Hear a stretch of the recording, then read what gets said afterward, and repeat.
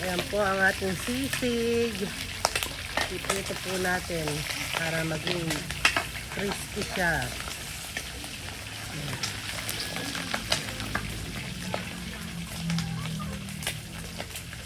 Nakakatakot lumapit, tumatalsik.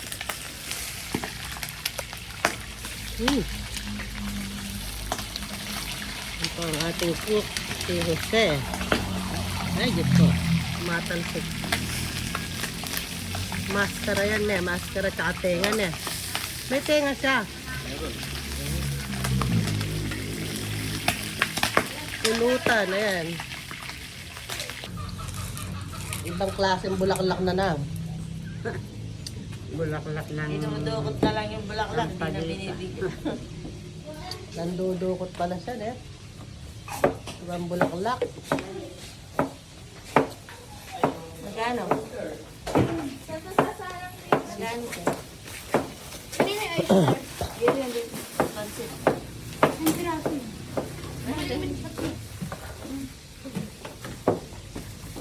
Uy, lagay mo yan dun sa bar para na-array ka na. Nasaan yung pinagwawalis ko, nagwalis ka na. Sa konti yata ng plato. Dalawa na yun. Ilang piraso yun. Bilangan mo yan. Kung 30 na, pwede na yun. Sa malak dyan. Dito mo, tututunan mo kasama mo dito. Kasya ba? Magano ka mga dyan doon, magpatao ka. Ilagay mo dun. Magkababantay. Okay lang ito lang. Sa labas sa ano. Po ang ating sisig. Prito na ni Jose. Doon na, buhay mo lang ito. Tenga at maskara ng baboy.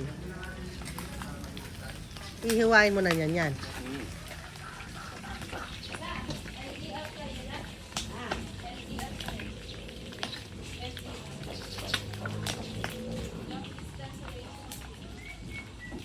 Ay, LDR. Hindi niya naiintindihan yung LDR na yan.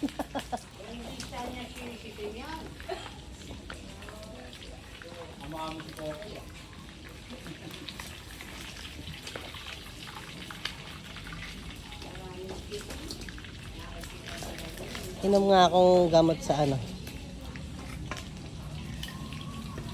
Nihilab yata yung tiyan ko.